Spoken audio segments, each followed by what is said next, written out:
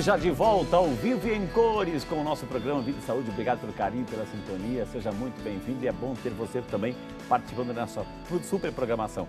Hoje o assunto é AVC ou AVE, acidente vascular cerebral ou encefálico. Conosco, uma das maiores autoridades do tema, o Dr. Carlos Melro, médico neurocirurgião e também professor da PUC Campinas, da matéria neurocirurgia. Aceitou nosso convite aqui para falar tudo o que a gente precisa saber e ouvir sobre AVC. Ô, doutor Carlos, a gente, no bloco anterior, o senhor brilhantemente respondeu como um bom professor didático na resposta aqui, a gente entendeu o que é um isquêmico, que é a obstrução e que tem esses fatores de risco, né? O tabagismo, a obesidade, o sedentarismo, ou seja, tudo aquilo que a gente não cuida do corpo vai chegar lá no cérebro e pode ter consequências trágicas. E agora o hemorrágico, um pouquinho, quais são o que provoca o hemorrágico? Ou a mesma causa que provoca o isquêmico provoca o hemorrágico, doutor? Ou são fatores diferenciados? São fatores similares que provocam o isquêmico e que provocam o hemorrágico. Porém, no hemorrágico existe um enfraquecimento das artérias pequenas, das arteríolas, são artérias muito fininhas, terminais, né, que levam o sangue no finalzinho da circulação e por algum motivo a parede dessas artérias se enfraquecem. Geralmente é associado a pessoas que têm hipertensão arterial crônica, de difícil controle ou mal cuidada. E em algum momento aquele vaso se rompe e provoca um extravasamento de sangue e a compressão e lesão do tecido cerebral que ali se encontra. O AVC hemorrágico ele é mais grave, ele está mais ligado à morte e sequelas maiores. Mas os fatores de risco primordiais são os muito parecidos, muito próximos. Doutor, acho que a mensagem que já está ficando claro para cada um de nós que está acompanhando aqui o programa é justamente isso, ou seja, a gente vê que o nosso corpo é um mecanismo, né? Tudo é uma engrenagem que tudo trabalha em conjunto, ou seja, o AVC não é uma doencinha só aqui da cabeça, não é a doencinha do cérebro, é uma doença provocada por fatores que o nosso estilo de vida, nosso jeito de ser, a pessoa que não cuida da sua pressão arterial, não controla, diabetes, enfim, obesidade, sedentarismo, tudo isso que a gente vive no dia a dia e não cuida, inclusive da alimentação, né? Aí entra tabagismo, álcool, etc., vai levar para a cabeça. Vai levar para a cabeça. O cérebro vai aparar tudo isso aí. Como o nosso rim, fígado aparam muitas coisas, o cérebro também vai aparar isso tudo. É verdade, doutor? Sim, é a ponta do iceberg. O AVC é a ponta do iceberg de uma doença que veio se desenvolvendo e que em determinado momento apareceu e deu esse sintoma, provocou essa catástrofe. Em inglês, AVC é dito como stroke. Stroke é uma tempestade, um desastre, é uma tormenta, né? Então traduzido para o inglês, é isso que significa o AVC. Ô, doutor, como é que agora, isso aqui é muito importante, preste atenção no que ele vai responder aqui agora. Como é que a gente percebe, doutor? A gente viu ali, do caso, quero mandar um beijo aí para a dona Maria, o senhor Jorge aqui, né? Ilustraram a nossa matéria, né? Aquela senhora também que deu a entrevista, aquela empresária. Como é que a gente percebe em casa, doutor, no dia a dia? Poxa, está acontecendo alguma coisa estranha. Você perde a consciência, você desmaia. Como é que você começa a perceber, começa uma dor de cabeça que demora 3, 4 dias e não sai? Quais são os primeiros sintomas, doutor, que estão dizendo assim, opa, ou é silencioso e chega de uma vez só? Os acidentes vasculares, eles têm por característica serem súbitos. Então, eles vêm de uma hora para outra. O AVC isquêmico, ele é mais leve, o sintoma é mais leve, então não cursa geralmente com dor de cabeça, com alteração do nível de consciência, a pessoa permanece consciente, porém instala-se um déficit, uma dificuldade qualquer, que está relacionada com o local onde ocorreu esse processo. Por exemplo, a maioria das pessoas tem o lado da linguagem localizado do lado esquerdo do cérebro, numa região específica do lado esquerdo do cérebro. Então, o indivíduo que está bem, está conversando normalmente, de repente ele perde a capacidade de se comunicar, de Ele falar. enrola a língua, doutor? Enrola, ou ele não consegue dizer que isso é um copo, ou que isso é um relógio, ou você fala com esse indivíduo e ele não entende o que você está dizendo, então ele desenvolveu um déficit neurológico súbito, abrupto. E isso é algo que precisa ser visto. Urgente. Urgente, porque em determinadas situações, na maioria das situações, o tempo é essencial para que você tome as atitudes e possa reverter esse déficit e evitar uma sequela. Ô, doutor Carlos, isso o senhor falou muito importante, assim, quanto tempo, mais ou menos, assim, quando começa a pessoa, quem está em casa, enfim, a sentir que o outro, né, que o pai, que a mãe, que, enfim, está tendo esses casos, esses episódios de enrolar fala, etc, etc, quanto tempo que tem, porque o senhor falou assim que as células, as que não são alimentadas com oxigênio, elas vão morrendo, né? Vão lesando, e aquela parte do cérebro que cuida do movimento, da fala, etc, ela não chega alimento para ela, o oxigênio, ela também vai morrendo, ou seja, a pessoa vai perdendo, né, essa função própria dela. Quanto tempo, doutor, que tem um socorro, né?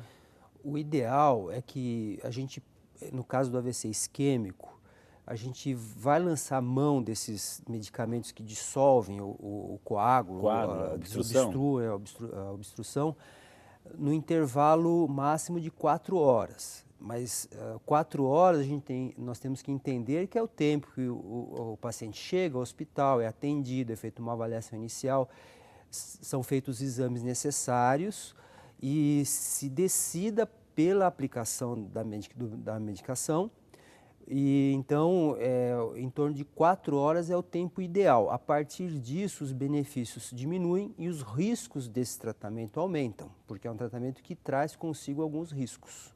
Então, o neurologista que está lá no pronto-socorro, ele vai pesar o risco e benefício para que seja feita essa aplicação, mas o ideal são 4 horas. Até 4 horas. Ô, doutor, assim, é verdade que você, quando percebe que essa pessoa está tendo essas atitudes, esses desconfortos todos, você pode fazer perguntas para ela, ou seja, levante um braço, fale alguma coisa, cantarole algo, etc.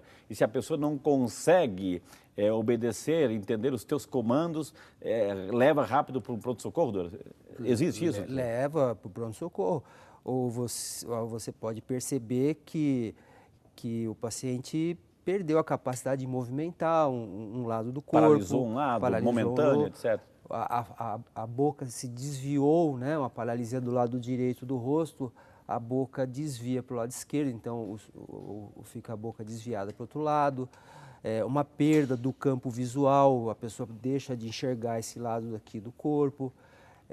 São sintomas, porque é específico, depende aonde ocorre o sintoma, o AVC é onde a gente vai ter o sintoma. A parte do corpo que vai ser, então, né, vai depender de onde foi que não chegou o oxigênio no cérebro. Onde chegou. Aquela parte, pode ser só na perna, pode ser no braço, pode ser na face, ou pode ser um lado esquerdo todo, o lado direito todo. A linguagem, a visão, a capacidade não a linguagem em si, mas a capacidade de emitir palavras ou de deglutir, que são mais graves. Isso é importante, doutora, sem assustar ninguém, mas é importante, não se trata de deixar a pessoa deitadinha, etc., levar para o quarto, dar um chazinho, uma aguinha com açúcar, não se trata disso. É levar para um médico, para o hospital, para um ponto-socorro urgente, né? Sim. Porque quanto mais tempo demora, mais lesões, né, doutor? Mais sequelas a pessoa terá. E pode ser, como o senhor disse, irreversível, é isso? Irreversível. Menor a chance de haver uma recuperação desse déficit todo. O senhor falou que o isquêmico, até 4 horas o tempo entre levar e ser atendido e aplicar o medicamento necessário para isso. E o hemorrágico, doutor? Também as mesmas 4 horas ou 5 minutos? Então, nós só vamos saber se é o isquêmico ou o hemorrágico depois da avaliação e dos exames complementares. O hemorrágico, por si, ele é mais grave. Então, o tratamento tem que ser mais imediato. O controle da pressão arterial, que muitas vezes está muito alta, porque o evento ocorre subitamente, mas no caso do AVC hemorrágico, a manutenção daquela pressão arterial elevada, aquele coágulo vai aumentando e vai provocando cada vez mais Ou seja, lesão. é uma artéria que se rompeu, o sangue está vazando e está pressionando o cérebro. Exatamente. Lá, né? E onde está indo, não está chegando onde deveria chegar e está pressionando outras áreas. Né? Ô, doutor, as pessoas também começaram a perguntar aqui, doutor, estão parabenizando o programa aqui, é a Creuzi, ô Creuzi, Deus te abençoe, obrigado pela participação, que Deus te abençoe, viu, Creuzi? Entre o AVC e o aneurisma, ela perguntou aqui, qual é o mais grave? E qual é a diferença entre os dois, né? Entre o AVC e o aneurisma? Obrigado pelo carinho e atenção, Deus abençoe, abraço, Creuzi Maria, que está fazendo essa pergunta aí, doutor. AVC e aneurisma, qual é o mais grave e qual é a diferença dos dois? Então, como eu falei inicialmente, o AVC, ele tem causas.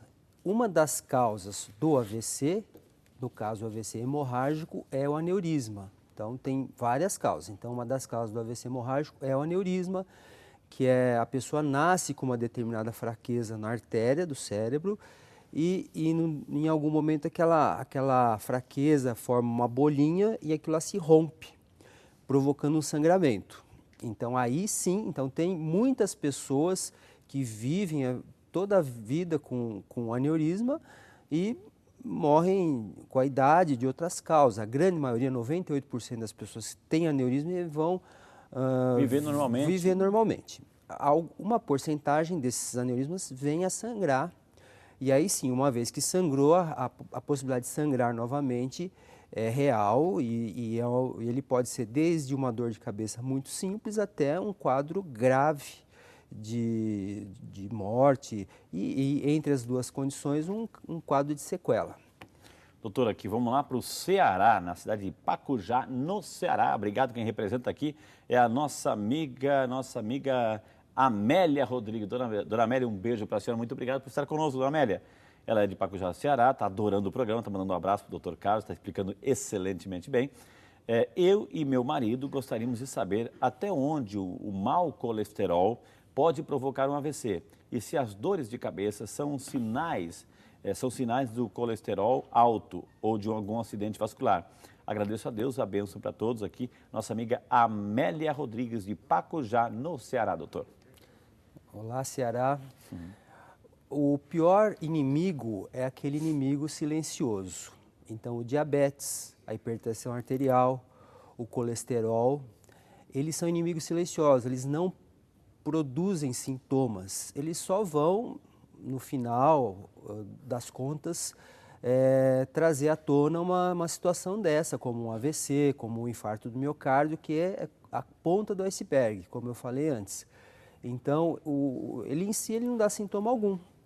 Ele vai correndo, vai endurecendo a parede das artérias, ele vai produzindo o estreitamento dessas paredes e com o tempo essa artéria vem a sofrer uma obstrução, um entupimento. Doutor, mais uma pergunta, nossa amiga Celaine, obrigado Celaine, se não me engano, Celaine do Paraná, obrigado de coração.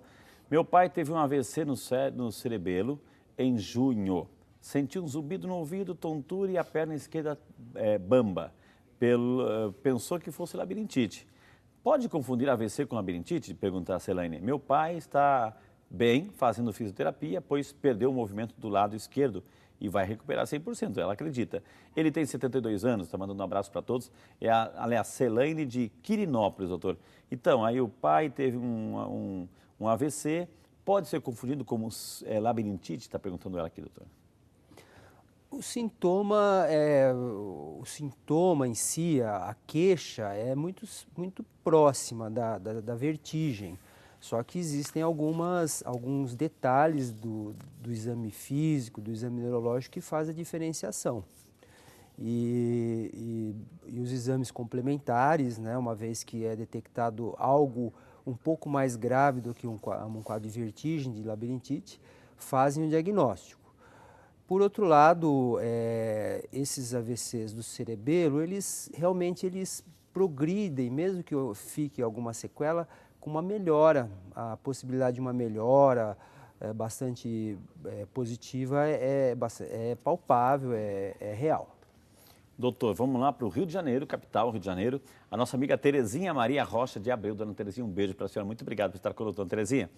É verdade que a pessoa que já tiveram AVC, as pessoas que tiveram AVC, têm chances de ter Alzheimer?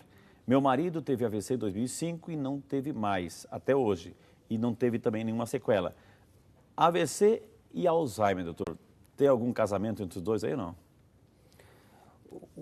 Olá, Rio de Janeiro.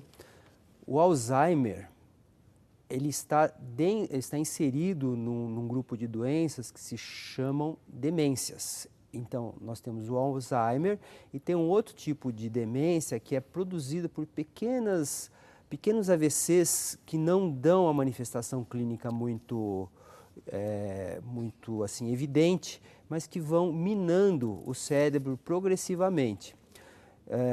E aí a pessoa desenvolve uma dificuldade cognitiva, né, de memória, de orientação, de cálculo, de falar com fluência. Então, tem uma ligação próxima, mas é diferente uma situação da outra. Não é porque ele teve um AVC que ele vai desenvolver uma dificuldade cognitiva no futuro, principalmente se ele estiver tratando dos fatores de risco, do colesterol, do eventual diabetes, da hipertensão arterial, tomando os medicamentos corretamente. Então, a chance de ele desenvolver uma situação dessa diminui significativamente. Doutor, o senhor vai responder no próximo bloco. O senhor falou que a partir dos 60 anos a incidência é maior, mas com esses quadros todos aí, essas anormalidades, a pessoa que não se cuida, não é sedentária, não faz exercício, diabetes, colesterol, pode, né, aparecer em pessoas mais jovens, né? Então, por que somente é mais comum a partir dos 60? Né? E a gente vai responder no próximo bloco. Mas antes, doutor, eu vou fazendo perguntas, o senhor vai respondendo rapidinho aqui. Quem é Ana Paula? Minha esposa. Quem é a Vitória e o Afonso? Meus filhos. E também a dona Maria Odília? Minha sogra. Ei, família maravilhosa, Ana Paula. A dona Ana Paula, Deus abençoe. É médica também ou não? Também. Médica? Sim. Ó, dona Paula, vem aqui também no programa, viu? Vem aqui no programa, viu? Deus abençoe, parabéns aí pelo paizão, pelo esposo, pelo genro aí, que Deus abençoe esse nosso grande professor especialista aqui dando aula hoje sobre AVC. E com esses abraços todos, vamos chamar mais um intervalo, porque na sequência temos muito mais informações para você. Esse é o Vídeo Saúde, fique conosco.